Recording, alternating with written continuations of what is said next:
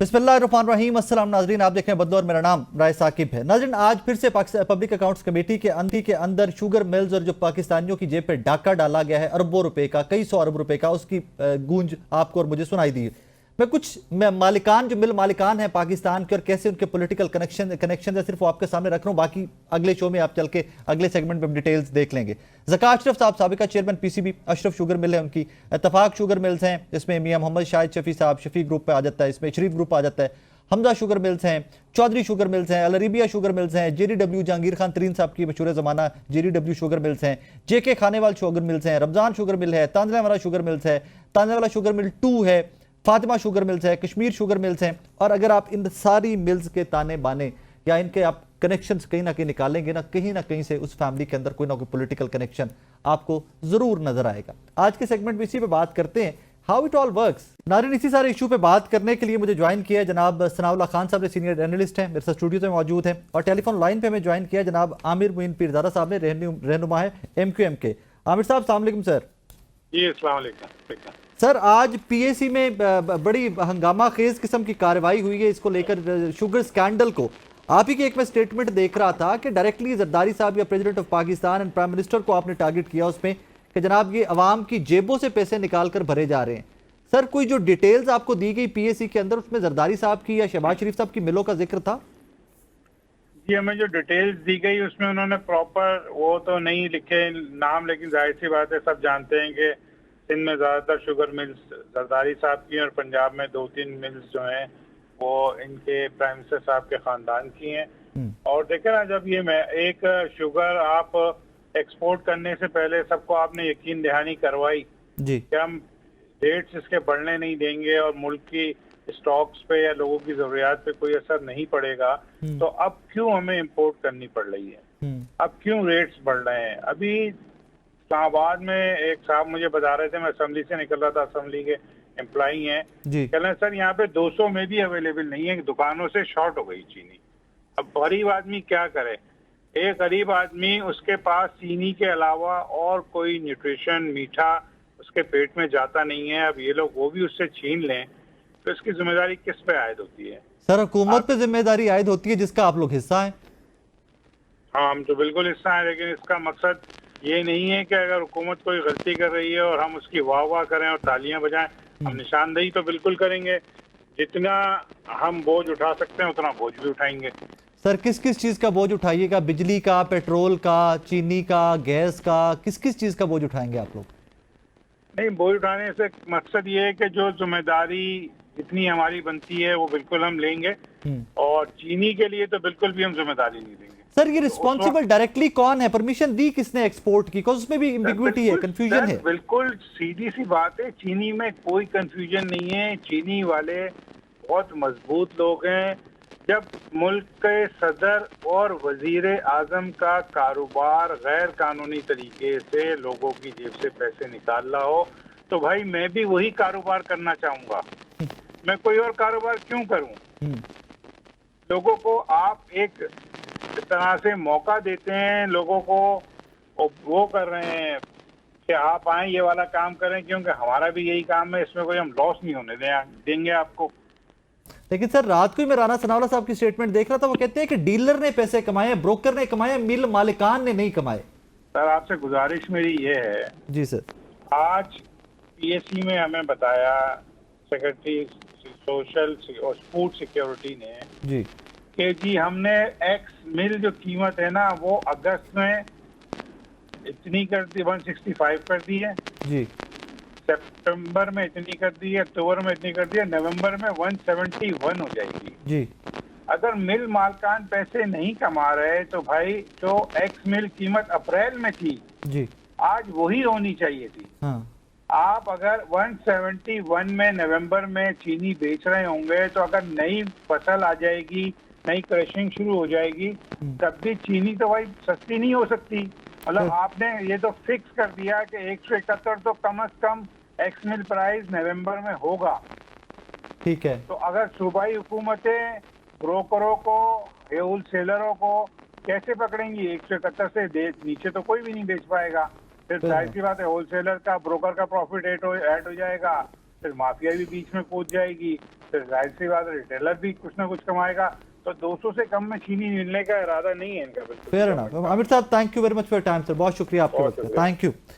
सना साहब, आपने आमिर साहब की गुफ्तगू सुनी, सिर्फ उनको लेने का पर्पस आज की पिक्चर जो है पीएससी की वो भी आवाम के सामने रखी जा सके। सर व्हाट एग्जैक्टली हैपेंड, बड़ा सादा सा करके मुझे और आवाम को समझाइएगा कि ये शुगर स्कैम हुआ क्या है। ये पहली दफा तो नहीं हुआ, ये तो आप जी, और ये भी बात ठीक है कि ये ताकतवर लोग हैं। और पाकिस्तान की जो सियासत है ना, उस सियासत के अगर 4 पिलर है ना, तो आपके 2 या 3 पिलर शुगर इंडस्ट्री पे खड़े हैं। Very nice. उसकी मैं आपको बता दूं ना, जी, आपको याद है इमरान खान के दौर में हेलीकॉप्टर यूज होता था जी, लोगों को लाया जाता था। जी बिल्कुल, तो वो जहांगीर शुगर इंडस्ट्री के हेलीकॉप्टर थे। जी बिल्कुल ठीक है जी। लोगों को कुछ देना दिलाना भी होता था, वो भी शुगर इंडस्ट्री बिल्कुल करता था। ठीक। इससे पहले भी ऐसे ही होता था, आज भी यही होता है, आइंदा भी ऐसे ही होगा। आज जो शुगर की प्राइस है ना, देखें ये लास्ट ईयर की जो क्रैशिंग है उसकी बुनियाद पर, उसकी कास्ट की बुनियाद पर तय हुई थी। ठीक है, 125 रुपए। ठीक है। अब वो 125 लागत वाली शुगर इस वक्त 200 रुपए की भी नहीं मिल रही, तो ये स्कैम ही है ना।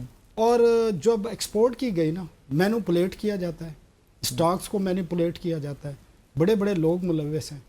और इंटरेस्टिंगली ये सारा प्रोसेस फाइनेंस मिनिस्ट्री और कॉमर्स मिनिस्ट्री करती है। उन दोनों को इस दफ़ा इस प्रोसेस से अलहदा रखा गया। ओके।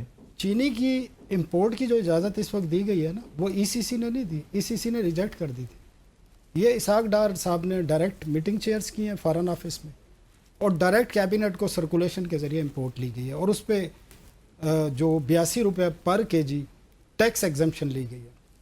तो ये क्रिमिनल, मैं इसको सारे प्रोसेस को इसलिए कहता हूँ कि 125 रुपये वाली चीनी 200 रुपये में मिल रही है, तो ये 1 रुपया अगर बढ़ता है ना, 5-5.5 अरब रुपए का बेनिफिट होता है शुगर मिल। आप अंदाज़ा कर लें 60 रुपया, 60 से भी ज़्यादा, 75 रुपए के करीब। अब इसको 5 से या 6 से ज़रब दे लें, ये 5 तो मैं कम बता रहा हूँ, तो आप इससे अंदाज़ा कर लें कि ये बिल्कुल बेहिसी है।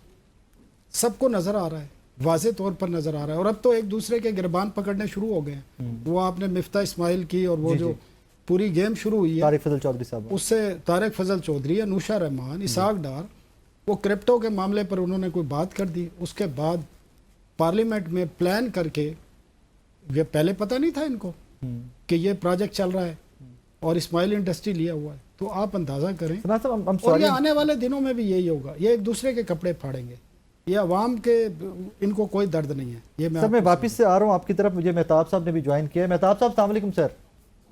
जी वालेकुम अस्सलाम। सर, सना साहब की गुफ्तगू भी आपने सुनी और आमिर साहब की गुफ्तगू भी सुनी। सर, इसको वैसे तो रोज हमारी जेबों से पैसे निकल रहे हैं, अवाम चीखें मार रही है, बिजली, गैस, एवरीथिंग, लेकिन स्पेसिफिकली मेहताब साहब, शुगर स्कैंडल ये इसलिए ज्यादा हाईलाइट होता है कि इसमें डायरेक्ट पॉलिटिशियंस इन्वॉल्व है पाकिस्तान के, और वो पॉलिटिशियन जो टियर 1 है अभी का।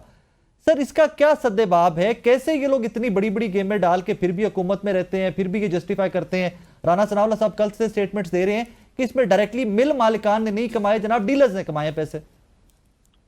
जी बिस्मिल्लाहिर्रहमानिर्रहीम। मैं सबसे पहले तो आपको ये बताऊं कि ये जो शुगर मिल्स हैं जी, ये एक्स मिल प्राइस और इनके होलसेलर्स और इनके डीलर्स ये सारे एक हैं। और ये मैं अपनी तरफ से नहीं कह रहा, जी, कंपटीशन कमीशन ऑफ पाकिस्तान की एक रिपोर्ट है। आप उस रिपोर्ट को उठा के पढ़ लीजिए। उस रिपोर्ट के अंदर ये बाकायदा इस्टेब्लिश्ड है कि ये सारे एक नेक्सस के नतीजे में पूरी की पूरी मार्केट को जो है वो मैनिपुलेट किया जाता है। और इस मैनिपुलेशन के अंदर ये सारे के सारे बेनिफिशरीज हैं।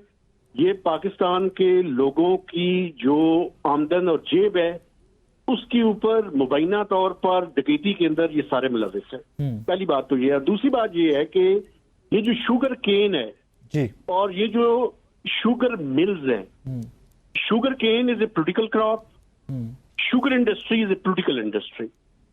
इसमें कोई economic rational, economic justification, economic fundamentals, बल्कि किसी किस्म का भी रैशनल अगर हम जैसे लोग उसको तलाश करने की कोशिश करें जी, तो अगर उनका कोई वेस्टेड इंटरेस्ट होगा तो तब भी इसका कोई रैशनल तलाश किया जा सकता है, वरना ये किसी रैशनल की बुनियाद पे, किसी अकल की बुनियाद पे, किसी एविडेंस की बुनियाद पे, किसी डेटा की बुनियाद पे सेक्टर को नहीं चलाया जा रहा। और ये बिल्कुल राणा साहब अपनी सनाउल्लाह भाई जो है वो ठीक कह रहे हैं जी कि ये basically ministry of finance, ministry of commerce, sugar advisory board, ये सारे के सारे मिलकर मुबैना तौर पर इसके सारे डेटे की मैनिपुलेशन करते हैं। जब इन्होंने किसी चीज को एक्सपोर्ट करना हो तो ये बताते हैं कि ये सरप्लस है, तो इसलिए आप कुछ डॉलर मिल जाएंगे, आप सरप्लस जो है वो जहन में रख के आप एक्सपोर्ट कर दें।